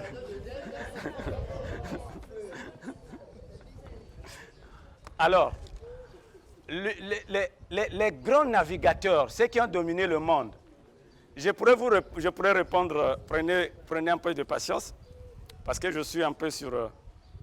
Voilà. Donc, le mot fruit égale vie. Or, la vie, c'est la reproduction. Ajoutez-moi une minute par rapport à l'interruption, même 10, même quelques secondes. C'est la propriété essentielle des êtres vivants. Donc, lorsqu'on est en train de dire que le serpent ou le fils prit un fruit donna à l'homme, on masque justement l'allégorie de la sexualité. Si c'est le fruit, dites-nous quel est ce fruit. Parce qu'on a dit que tous les fruits sont bons à manger. Mais quel est ce fruit-là si en le mangeant, vous vous trouvez sans vêtement? Alors, pour mettre fin à ça, Genèse chapitre 3, verset 1. Regardez, le serpent était nu plus que tout vivant du champ. Entre parenthèses, le mariage, c'est pas important. Bon, mais C'est pas... on reviendra pour redéfinir ce que c'est le mariage. Non, en passant simplement. Le mariage, c'est pas important. Non, on reviendra pour définir ce que c'est le mariage. Parce que le mariage, c'est quoi? Non, le peuple veut avoir la réponse, on reviendra sur ça après, mais le peuple va avoir la réponse. Oui, on ne peut pas dire que le mariage passer n'est du pas... mariage. On ne peut pas dire qu'on peut se passer du mariage. Alors, si le papa peut donner déjà la fille, finalement, Le papa est la seule autorité qui a le droit sur sa fille. le C'est lui mariage, qui... c'est pas- donc le c'est lui, mariage officiel, attendez c'est mon pas- cher ami. C'est le papa qui détermine le mode d'acquisition de sa fille. Il peut vous dire, ma fille est là, vous avez besoin de ma fille, mais je veux d'abord qu'elle aille à l'école, je ne veux pas que tu l'approches. En ce moment-là, lorsque tu vas vers cette fille, tu n'honores pas le père qui t'a promis cette fille-là. Mais il peut te dire, pour répondre simplement à la question, oui, pour le cas de votre fille, qu'est-ce que vous ferez? Vous accepterez d'aller à la mairie centrale, je ne sais pas où? bon, tout dépend. Non, bah, la mairie centrale, c'est juste une légalisation. C'est-à-dire, on va juste pour légaliser une union aux yeux de l'État parce qu'on ne sait jamais ce que l'avenir peut réserver aux êtres humains sur la terre. Vous pouvez, le papa peut mourir, le mari peut mourir et après. Et donc, c'est juste une couverture juridique du mariage. Mais ce n'est pas réellement le mariage comme Le tel. mariage, c'est simplement l'accord des parents. Le mariage, c'est l'accord des parents. Quand les parents vous le donnent selon les modalités Ok. qu'ils ont fixées, vous êtes mariés. Dans la vie Ok. spirituelle, vous masturbez? C'est la question que je devais poser au pasteur. Je devais poser la question au pasteur. Pasteur Mbota, vous nous expliquez la masturbation avec beaucoup de détails. Pourquoi dites-vous que quand on se masturbe, on ne trouve pas plaisir? Avez-vous déjà expérimenté? Voilà la question que je devais la poser parce que je l'ai écrite ici. Quand on n'a pas expérimenté quelque chose, pourquoi trouvez-vous que la chose est mauvaise? Alors, Je peux répondre directement? Et la dernière chose, c'est une observation. Entre celui qui se masturbe et celui qui va avec une femme directement, qui est exposé au VIH. Voilà, il faut tenir bien les choses qui est exposé au sida. Ne disons pas les choses comme si c'est un pape qui veut le dire à son église. Non. Alors, et Dieu et Marie, qu'est-ce qui s'est passé? Alors, pour la place de la spiritualité, non, les hommes doivent se faire initier. Lorsque vous n'êtes pas initié, vous n'êtes pas quelqu'un. L'initiation transcende l'homme. La spiritualité vous donne la capacité de sortir de vous-même, d'attaquer ce qu'on entend par le monde divin. Aucun homme n'est grand s'il n'a pas la capacité de créer les images, de rêver l'avenir. Sous l'arbre qu'on a parlé ici se trouvaient 3 puits. Ça, c'est dans la haute spiritualité. Les puits qui arrosaient cet arbre-là. Vous aviez le puits qu'on appelle par le passé. Vous avez le puits qu'on appelle le présent et vous avez le puits qu'on appelle le futur. C'est ce qui condense l'homme. On appelle ça l'absolu du présent. C'est ça Dieu. Si vous ne pénétrez pas le présent, vous n'allez pas vous en sortir. Si vous ne pénétrez pas le passé, vous ne pénétrez pas le futur, vous n'allez pas avoir les projets. Les gens me disent, docteur Ben, moi j'ai acheté la parcelle, mais pour acheter un sac de ciment de 2500, je n'arrive pas. Le docteur Ben a dit, sans la spiritualité dans la vie de l'homme ou d'un initié, mais vous êtes zombifié. Autrement dit, vous êtes dans un degré supérieur de la malédiction. Parce que la spiritualité, c'est une boussole. La spiritualité vous plonge dans ce qu'on appelle par les noces alchimiques. Voyez, après le mariage avec les esprits supérieurs, vous allez là, vous serez heureux. Je vais être bien sur le plan professionnel. Je me retrouve. Mais pourquoi il y a que seulement les autres qui doivent rouler dans les V8? Pourquoi pas moi? La spiritualité vous permet de vous projeter et de combattre pour en avoir. Elle vous stimule, c'est une énergie. De surplus. Or, Dieu vous endort parce qu'il vous dit si on vous gifle sur la joue gauche, vous devez donner la joue droite. Ben oui, puisque si on vous gifle sur la joue gauche, vous devez donner votre joue droite et vous serez bien au paradis. Pas du tout, puisque mathématiquement, vous pensez que les lois des inégalités peuvent prendre fin? moi, je ne suis pas sûr, même si j'étais chrétien, je partirai au ciel. Je veux mettre ma tête sous les cuisses de Jésus. Jamais. Donc, pour dire que si une plante n'a pas bien donné sur une pépinière, je ne vois pas comment est-ce que cette plante-là va émerger sur un grand champ. Si sur cette terre-là, vous n'avez pas une aiguille, je ne vois pas comment est-ce que quand Jésus va partager les limousines au ciel, vous serez en première position. Pas du tout. Okay. La conservation de l'énergie sexuelle passe par ce qu'on peut appeler ici par la vraie fausse fidélité. On peut être un vrai faux fidèle ou un véritable infidèle. N'oubliez pas que la majeure partie de l'homme est basée sur l'infidélité. L'homme, c'est un infidèle caractérisé parce que c'est un homme sexué. Il ne vit que pour le sexe. Nous travaillons pour le sexe. Nous achetons les voitures pour le sexe, nous construisons les maisons pour le sexe. Si ce n'était pas ça, nous, on pouvait pour nous dormir dehors. Si les gens construisent les maisons, c'est pour pratiquer l'acte sexuel.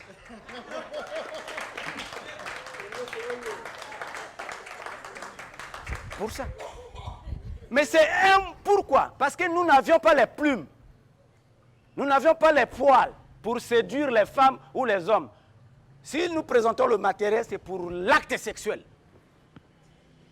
Parce que chez les oiseaux, c'est beaucoup plus les mâles qui sont plus beaux que chez les hommes où les femmes nous dépassent. Donc c'est ainsi que nous utilisons le matériel. Nous nous élevons spirituellement afin de creuser les canaux qui vont nous permettre de pratiquer l'acte sexuel. Ne l'oubliez pas parce que nous avons un exercice à faire. C'est la reproduction. Que le Dieu des chrétiens a dit, soyez féconds, pratiquez l'acte sexuel jusqu'à remplir la terre. Nous sommes à 7 milliards actuellement. Il faut aller loin. Pratiquer la polygamie. Mais tout en cherchant... Ah oui, oui. Donc, dans la conservation de l'énergie sexuelle, nous, on a un concept de la vraie fausse fidélité. Il faut être fidèle. Parce que l'animisme prend la fidélité et non la foi. Alors, une question qui est posée à vous deux, Ah ouais? sur le sens de l'âme qui était porté dans le jardin d'Éden. Très bien. On a dit qu'il a posé une très belle question. Comment voulez-vous qu'on pose un truc qui n'a pas un but? Pourquoi il a créé cet arbre-là? La mythologie des druides. Je n'ai pas le temps de lire parce que nous sommes presque à la fin. Là-bas, on dit que l'homme sort, l'homme a été tiré dans l'arbre. Mais tu es poussière. Tu retourneras à la poussière de la terre, là où tu as été retiré. Avant d'aller au cimetière, nous repartons d'abord dans l'arbre, oui ou non, avant d'être enterrés. Est-ce que nous repartons d'abord dans l'arbre avant d'être enterrés? Voilà pourquoi l'arbre qu'on parle dans le jardin d'Éden, c'est un homme. C'est un corps. Le cercueil. Je dis que l'homme a été soutiré de l'arbre et non de la poussière de la terre. Les arbres, j'ai piégé le pasteur Mboton en lui posant des questions. Pourquoi les deux récits se distinguent? Vous allez voir là-bas, on vous dit que l'homme a été créé après les arbres. Vous voyez? Donc l'arbre est supérieur. Elle nous permet de faire beaucoup de choses. Le cercueil. L'homme doit repartir dans la poussière, mais il doit d'abord rentrer dans le cercueil. C'est vrai qu'il y a des gens qu'on a tués dans les guerres, etc. Tout ça, nous sommes dans un cas spécifique. L'homme, on a mis ça. Oui, l'homme a été soutiré de cet arbre-là. Très capital. C'est très capital. Merci Donc, beaucoup, Dr. Bosco Benousseff, Dr. Renaud Boris Mota. À quoi a servi? Quel est le sens de l'âme qui se trouvait dans le jardin d'Éden? Bien, j'ai écouté mon cher ami qui a pris assez de temps pour dire beaucoup de choses. Bon, je ne sais même pas. Des questions qui lui étaient concernées. Oui, mais des questions, il a dit beaucoup de choses qui ne tiennent pas du tout, qui ne tiennent pas la route. Et je n'aimerais pas repartir là-dessus parce que ça ne fait pas partie, au fait, de la ligne du débat. Alors, pour répondre à cette question, pourquoi est-ce que Dieu aurait planté de cet arbre de la connaissance du bien et du mal au milieu du jardin? Vous allez remarquer avec moi, lorsque Dieu crée l'homme pour communier avec l'homme. Et dans la communion avec l'homme, Dieu est le seul être qui est éternel, c'est-à-dire qui détient l'immortalité. Mais l'homme avait la vie, et cette vie était dépendante de sa relation avec l'arbre de vie. Parce que Dieu lui dit, tu mangeras de tout arbre du jardin. Quand il dit tout arbre, ça veut dire, y compris l'arbre de vie, parce qu'il n'a pas fait exception. Mais quant à l'arbre de la connaissance du bien et du mal, tu ne mangeras pas. Car le jour que tu mangeras, tu mourras. En d'autres termes, tu ne pourras plus avoir une relation directe avec moi telle que nous l'avons présentement, c'est-à-dire qu'il y aura une cessation de la vie. C'est-à-dire que tu n'auras plus de connexion avec l'immortalité, tu deviendras un être séparé de moi. C'est-à-dire séparé de... Non, là, il ne s'agissait pas encore de la mort physique. Il s'agissait de la séparation spirituelle avec Dieu. Alors, l'arbre de la connaissance du bien et du mal était réservé pour Dieu lui-même. Parce qu'on ne voudra pas dire, je n'aimerais pas dire ici que c'était en quelque sorte, dans un sens, un arbre naturel, parce qu'on aura sûrement le temps de le développer davantage. Mais c'est d'abord des principes spirituels qui devaient régir la vie de l'homme dans la relation avec Dieu. Et vous allez remarquer avec moi que lorsque l'homme mange de l'arbre de la connaissance du bien et du mal, cet arbre qui était réservé uniquement aux Elohim, donc à Elohim lui-même et les autres entités, pour entrer en communication, pour garder la relation avec l'homme, ils devraient, eux, vivre de cette relation-là de la connaissance du bien et du mal. C'est eux qui devaient avoir une conscience éveillée sur ces deux notions. Mais l'homme n'avait pas besoin de ça. L'homme devait utiliser ou faire usage de l'arbre de vie. Mais l'homme va alors consommer ce qui ne lui était pas destiné. Donc quand il va le faire, il va offrir de cette règle-là. Parce que le péché originel, ce n'est pas un acte sexuel, mais c'est la désobéissance à la parole de Dieu. Puisque la parole de Dieu, la Bible dit que les paroles sont esprit et vie. Lorsque l'homme le fait, alors vous allez remarquer même Elohim lui-même, il va dire, voici que l'homme est devenu comme l'un d'entre nous pour la connaissance du bien et du mal. Donc ça, c'est après que l'homme ait consommé de l'arbre interdit. Et quand il le consomme, il devient comme Elohim pour ce qui concerne la connaissance du bien et du mal. Et c'est là qu'Elohim dit, empêchons-le d'avancer sa main et de prendre de l'arbre de vie, de manger et de vivre éternellement. Parce que s'il vit éternellement dans cet état corrompu, puisque ça ne lui a pas été destiné, alors ça l'a plongé dans la corruption. Alors on doit l'empêcher à tout prix de manger de l'autre arbre. Sinon il sera un éternel corrompu et on ne sait pas comment les choses devaient se régler. Il fallait alors le mettre à l'extérieur du jardin. Et alors, comme déjà la théorie qui dit que l'arbre de la connaissance du bien et du mal c'était la femme et que l'homme aurait eu des rapports sexuels, c'est déjà faux. Parce que l'homme et la femme ont été chassés, les deux arbres sont restés dans le jardin d'Éden. Ils sont restés là. Et l'homme et la femme ont été chassés. Donc, l'objectif d'Elohim, c'était, quand il a créé l'homme, il a tout fait, mais il lui a donné une instruction, un ordre. Et voilà pourquoi on parle du péché, qui est en quelque sorte la transgression de la loi divine. Ce n'est que celui qui a entendu Dieu lui parler, qui, lorsqu'il va en dehors, au-delà de ses normes, parce que le péché a deux sens, il y a la commission et il y a l'omission. La commission, c'est quand vous posez un acte interdit par Dieu, la loi divine, là vous commettez un péché. Et le péché par omission, c'est quand vous refusez volontairement de faire ce que Dieu vous ordonne de faire. Mais j'ai deux petites questions. oui. L'arbre de la connaissance du bien et du mal portait quel genre de fruit? C'était quoi le fruit? Bon, mais quand on parle du fruit, je crois que le fruit par définition, nous savons que c'est le germe, c'est la sémence. Et lorsqu'on parle du fruit ici, il s'agit simplement, parce que le plus grand problème ici, c'est la compréhension d'abord de ce texte. Il s'agit des enseignements. Parce que Yeshua l'a dit plus tard, il a dit que le faux prophète viendra vers vous et vous reconnaîtrez l'arbre par ses fruits. Vous voyez? Donc en gros, l'arbre dont on parle dans le jardin d'Éden n'est pas un arbre en réalité. Est-ce que c'est ça que vous voulez dire? Bon, en gros, je ne dirais pas que ce n'est pas un arbre en réalité. Je dirais, comme je l'ai dit, c'est un arbre, mais qui traduisait d'abord, qui détenait d'abord des principes spirituels. Et je vais encore ajouter un élément important pour montrer de quoi il s'agissait. Vous allez remarquer que lorsque l'homme et la femme mangent, c'est d'abord la femme qui mange de l'arbre. Donc elle n'a pas posé un acte, il n'y a pas eu de partenaire dans cette action. Elle a mangé de l'arbre et elle a donné ensuite à son mari qui était avec elle. Donc pour montrer qu'il ne s'agissait pas d'un acte physique. La femme a mangé seule, l'homme aussi a mangé seul. Et ensuite, quand ils ont fait leurs yeux s'ouvrir, Ils ont mangé quoi? ils ont mangé de l'arbre interdit. Expliquez-nous ça en fait, on comprend pas. Bon, l'arbre interdit, en d'autres termes, ils ont eu accès à un principe spirituel qui ne leur était pas autorisé. Donc ce n'était pas un arbre, c'était Et pas quand ils vont le faire, attendez un instant, quand il va le faire, vous allez remarquer que quand Elohim vient vers l'homme, l'homme dit, j'ai entendu ta voix, j'ai eu peur. C'est la première fois que l'homme pouvait avoir peur et je me suis caché parce que je suis nu. La question que Elohim lui pose, c'est laquelle? Qui t'a appris que tu es nu? Il parle de l'apprentissage, de la connaissance. Qui t'a instruit? D'où est-ce que tu as reçu cette instruction? As-tu mangé de l'arbre que je t'avais défendu? Il dit, la femme que tu as mis auprès de moi m'en a donné et j'en ai mangé. Donc vous comprenez par là que la consommation, c'était en quelque sorte recevoir un enseignement contraire à celui que Elohim leur avait donné. Parce que le diable étant déguisé prenant le serpent comme un déguisement, leur a donné un enseignement qui était contraire à ce que Dieu avait déjà institué. Deuxième question. Oui, Dieu qui est omniscient, omnipotent, Dieu qui sait tout, oui. comment il était surpris comment il peut, dans un premier temps, planter ou installer l'arbre de la connaissance du bien et du mal, Oui. ainsi que l'arbre de vie dans le jardin, sachant qu'un jour, dans son omniscience, sachant qu'un jour, Adam ou Ève toucheraient à ce fruit-là, à cet arbre. Bien. Pourquoi il a créé, pourquoi il est étonné, qu'est-ce qui se passe? Non. C'est un scénario, c'est un film? Il n'est pas du tout étonné. Il n'est pas du tout étonné. Lorsqu'il demande Adam, Adam, où es-tu? Ça ne veut pas dire qu'il ne savait pas là où se trouvait l'homme. Mais c'était juste pour interpeller l'homme à prendre conscience qu'il n'était plus dans la position où il avait une relation directe avec le Créateur. Alors, Dieu qui est omniscient, pourquoi est-ce qu'il avait fait ça? Il n'était pas étonné. Déjà, je retire d'abord cet élément-là, il n'était pas étonné parce que la Bible ne le dit pas. Et pourquoi est-ce qu'il l'a fait ainsi?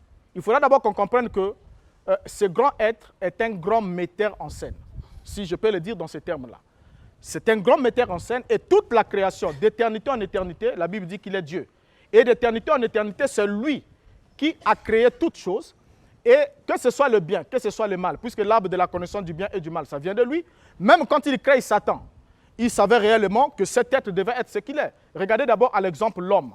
Lorsque l'homme crée par exemple le téléphone, il vous montre le mode d'emploi du téléphone. Il le crée à un but bien précis. Quand vous prenez le téléphone par exemple et vous voulez en faire un autre usage qui n'est pas dans l'objectif de l'emploi de cet instrument, cela ne marcherait pas. Donc c'est la même chose avec l'homme, avec Dieu. Quand il crée l'homme, lorsqu'il met l'arbre dans le jardin d'Éden, dans son grand plan ou dans son grand destin, il avait déjà prévu la chute de l'homme, comment l'homme chuterait et comment est-ce qu'il ramènerait l'homme dans la relation avec lui. Donc c'est des choses qui n'ont pas surpris Dieu, puisque dès avant la fondation du monde, il connaissait toutes ces choses. C'est des choses qui ne le surprennent pas. Il n'y a pas un verset qui dit qu'il a été surpris par l'acte qu'Adam et Ève ont posé, parce qu'il savait réellement qu'ils en arriveraient là. Et voilà pourquoi, dès avant même la fondation du monde, il avait immolé l'agneau. C'est-à-dire prévoir déjà une rédemption pour l'homme qui va chuter, parce que c'est lui qui crée l'homme, c'est lui qui met toutes ses dispositions et c'est lui qui fait tout. Donc il est souverain et c'est même en ça, ce qui traduit la souveraineté de Dieu. C'est-à-dire qu'il fait ce qu'il veut et personne ne peut lui dire « que fais-tu » ? Merci beaucoup au docteur Bosco Ben Youssef, merci au docteur Renaud Boris Bota. Le débat ne pourra pas l'épuiser, mais on a touché qu'un premier point, c'était l'origine de la création. Et vous avez compris que le sujet est vaste, sexualité, spiritualité et religion. Nous continuerons avec ce face-à-face, certainement ici à Brazzaville, certainement à Pointe-Noire, parce qu'il est prévu que nous allions à Pointe-Noire et donc nous allons garder cette thématique avec les deux protagonistes pour voir comment nous allons évoluer dans cette question. Est-ce qu'il y a, souvent dans le face-à-face, nous faisons des débriefings, donc en 2 minutes, est-ce que quelqu'un peut, comment on peut dire, a une synthèse à faire, a une contribution à donner, une contribution intellectuelle par rapport au débat? Bon, comme il n'y a personne, on va appeler le propriétaire des lieux. Vous pouvez venir. On applaudit monsieur Paul Valéry. C'est une surprise. Mais vous nous avez accueillis chez vous. Ce n'est pas toujours donné. Vous nous avez accueillis chez vous. On vous dit merci. Mais vous avez suivi ces deux débatteurs sur un sujet assez important, mais aussi tabou. Quelle est votre réaction, simplement? Bon, mais d'accord. Tout le plaisir est pour moi de recevoir votre émission dans les établissements. Je suis très très content, mais c'est un débat qui ne prendra jamais fin, puisque les philosophes se sont départagés difficilement. Il y a eu les idéalistes et des marxistes. Donc aujourd'hui, chacun de nous tirera sa conclusion. Merci beaucoup. On applaudit pour M. Paul Valéry Okobo. Voilà, merci. Et aussi, on applaudit pour vous-même, le peuple. Ah ouais. Et aussi, on va féliciter par nos applaudissements les deux docteurs, Mbota et Ben Youssef. Merci. Une fois de plus, on vous dit merci d'être venu. Nos excuses d'être restés là pour nombreux d'entre vous depuis 13 heures. Raison technique, il fallait essayer de régler la situation. les prochains face-à-face, je pense que ça ne se préparera plus, ça ne se répétera plus. C'était une première expérience pour nous et on applaudit pour tout le monde une fois de plus.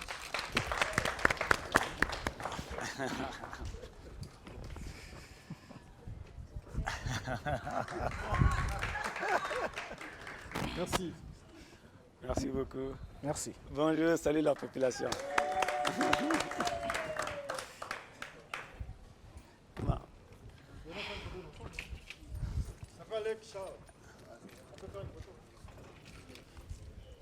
Mais il faut appeler les propriétaires de l'île. Ils vont venir. Que les gens se mettent d'abord, ils viendront. Les projecteurs sont tellement... Mettez les projecteurs. Bon, mettez les choses déjà dans... Donnez-moi de l'eau seulement. Merci.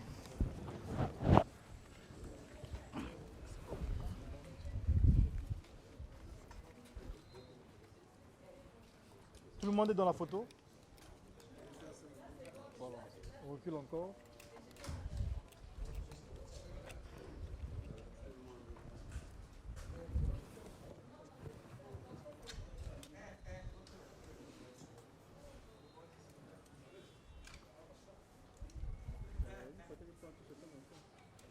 C'est pas une vidéo, j'espère.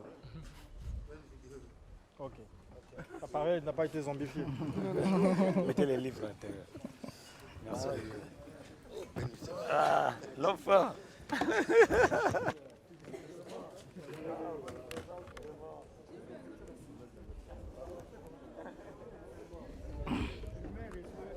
Cette question, je devais la poser, mais je la pose, mais le problème Dieu a puni Adam, Ève et les serpents. Mais le serpent n'a pas été chassé dans le jardin. Pourquoi? Pourquoi le serpent n'a pas été chassé dans le jardin? Si réellement il n'avait pas fait l'acte sexuel et qu'il n'était pas coupable. D'abord, je lisais quelque part, on a dit, je devais lire, on a dit que lorsqu'il mangeait les yeux s'ouvrir. Voilà. Voilà. Vous avez sauté rapidement, il fallait... Quand la personne a posé la question. Les yeux faire s'ouvrir les yeux, on appelle ça la déciliation. C'est comme il y a des oiseaux, on ferme les yeux, par exemple avec les faucons. Donc, on ferme les yeux, il y a les blancs conscients, comme ça, on cuit, ils savent avoir les visages des oiseaux. Cet instrument se ferme, l'œil, il a même le franc-maçon, un peu comme ça. On appelle ça un instrument de déciliation. Maintenant, le mot ouvrir les yeux veut dire abuser. Un homme a abusé de lui. Donc le verbe ouvrir les yeux, c'est la déciliation ou l'abusement. Lorsque nous avons mangé, autrement le serpent qui a donné les yeux se sont ouverts. Quand ils ont mangé ça, les yeux se sont ouverts. On appelle ça lorsque nous sommes abusés. L'interprétation, j'ai la Bible hébraïque. Lorsque nous sommes abusés, c'est abusé de Dieu. Et les yeux se sont ouverts. Si le serpent n'a pas été chassé là-bas parce que ce n'était pas un serpent. Ce n'était pas un serpent, un reptile qui rompt comme ça. Non. Le mot serpent veut dire sexe. J'aurais pu lire les définitions. Au fils, par exemple. Oui? Le mot serpent veut dire Azazel. C'était un dieu cananéen. Les Cananéens adoraient le serpent pour la fertilité. Le mot serpent est lié à la séduction et à la fertilité. Donc c'était en réalité quelqu'un avec un corps comme ça. Non. Ça, il est partout jusqu'aujourd'hui. On ne voit pas. Si c'était une personne, cette personne doit avoir une race.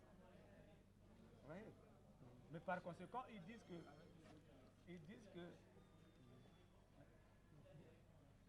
vous pensez que c'est la dernière question que vous posez. C'est la dernière question que vous posez. Vous pensez que entre manger le fruit et le voleur, Luc chapitre 23, verset 19, Jésus a dit au voleur, ce soir tu seras avec mon père.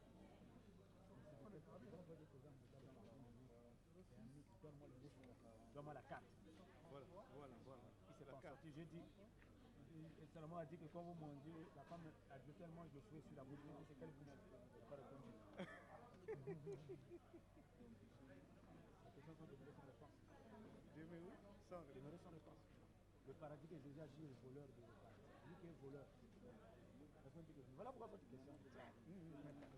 Pourquoi est-ce que le serpent n'a pas été chassé? N'a pas été chassé. Mais par contre, vous voyez un malfrat qui repart au paradis. Mais Adam sera chassé pourquoi seulement pour un seul. C'était pas le fait. Et l'autre a dit que ce n'était pas le rapport sexuel, le fait c'était le fruit. Alors, moi j'aimerais savoir d'abord, comment Dieu peut dire, peut créer une personne, a créé Adam, et puis dans ce même jardin où il avait créé l'homme et la femme, il met encore l'arbre et il dit à ces deux personnes de ne pas manger cet arbre. C'était pour quel projet au fait? Dieu avait créé cet arbre-là, pourquoi au fait? Bien. Donc c'était ça un peu ma Voilà préoccupation. une très belle question. Je commence par la question de Madame Moukiama. Comment s'élever par le sexe et comment conserver l'énergie sexuelle? Ok. L'apôtre Paul a dit ceci. Moi, l'apôtre Paul, dans le livre aux Galates, j'ai les douleurs de l'enfantement. C'est-à-dire, je porte une grossesse.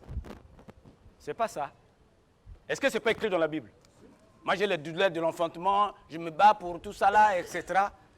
Mais comment voulez-vous qu'un homme puisse avoir les douleurs de l'enfantement s'il n'a pas une grossesse? Vous comprenez? Donc, les questions bibliques ne sont pas à la portée des pasteurs. C'est la femme samaritaine qui a dit à Jésus, toi tu n'as pas de... Jésus a dit, j'ai de l'eau, maï.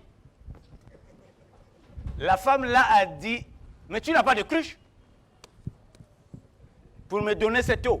Comment voulez-vous que là où le pouls tel que, selon les orientations que donne le pasteur Mota dans le sens qu'il conçoit, verbalement, ne soit pas allié au sexe? L'apôtre Paul, encore une fois, va, tel qu'a dit le pasteur Mota, la sanctification. Non, être sanctifié, ce n'est pas être un eunuque. La sanctification, ce n'est pas être un eunuque. Un eunuque, c'est quelqu'un qu'on a castré. L'apôtre Paul dit, moi je suis eunuque. Il ne dit pas que moi je suis sanctifié, et pourtant il l'était. Non, l'apôtre Paul est clair. Moi je connais très bien la Bible. Donc, un homme sanctifié, ce n'est pas un homme qui a mis sa sexualité à part. C'est faux. Un homme qui a mis sa sexualité à part, c'est un eunuque. Ça, vous devez mettre ça dans votre vocabulaire. Alors, oui, mais comment ne pas s'élever par sa sexualité? Il y a les moines bouddhiques, vous voyez, et il y a les prêtres. Dans la sexualité, il y a deux côtés. Il y a le côté de la reproduction. On peut ou ne pas seulement se reproduire, mais on peut se servir de cette énergie, de ce plaisir-là, de ce désir-là, pour atteindre beaucoup d'objectifs. Parce que c'est comme un groupe. Vous avez un groupe, vous n'avez pas le carburant. Non, vous n'avez pas tel que les ampoules. Les ampoules là, sont allumées parce qu'il y a un travail qui s'effectue derrière. Il y a une énergie. Cette énergie-là, les grands hommes s'en servent pour faire les grandes choses. Disons les choses clairement, pour revenir même sur l'homosexualité. Mais il y a des autres personnes dans les grandes initiations, précèdent par exemple par les plaisirs anaux ou anal, disons-le comme ça. C'est-à-dire, il y a des hommes qui ont fait l'amour par le derrière, pour être grand. Dans la spiritualité tant horizontale que verticale. Par exemple, expliquez-nous, on ne connaît pas. Dans d'autres domaines de spiritualité, Chez vous, les animistes, bon, tant chez nous les animistes, je ne veux pas dire que dans nos sociétés, il n'y a pas eu les homosexuels. C'est-à-dire les hommes qui pratiquaient les rapports sexuels entre eux. Attention, oui, je peux dire, mystiquement, même pendant... Je vous prends un exemple simple. Chez nous, les Africains, l'homme a 4 yeux. 4 yeux. Pour les Indiens, 3 yeux. Le 3e œil. Nous, c'est 4 yeux. Il y a 2 yeux du jour. Ah, mon temps, on a mis sur mi balai. On a mis sur mi nez. Mi balai à Boutou, mi balai à Mouille. Mais les 2 autres yeux-là, pour vous ouvrir ça, afin que vous atteigniez l'élévation. Mais ça nécessite des cérémonies. Si dans ces cérémonies-là, il est question que le chef du village, pour conserver le pouvoir, puisse pratiquer un acte avec un homme, ils peuvent le faire. Parce que n'oubliez pas, bon, pas sodomie, Sodome, je vous ai dit ici que à Sodome et Gomorrhe, il n'avait jamais eu l'homosexualité. L'homosexualité n'avait jamais été pratiquée là-bas. Un exemple simple. Comment voulez-vous que les commissaires qui viennent frapper la porte de Lot pour dire qu'il y a les étrangers qui sont rentrés chez vous, qui sont les hommes bien sûr, comment voulez-vous que l'autre qui est conscient que ce sont les homosexuels puisse prendre ses filles et livrer à ses hommes? Méditez.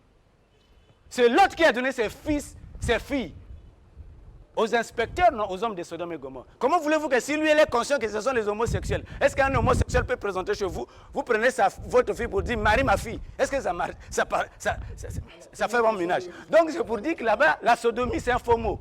Nous sommes sous l'élévation.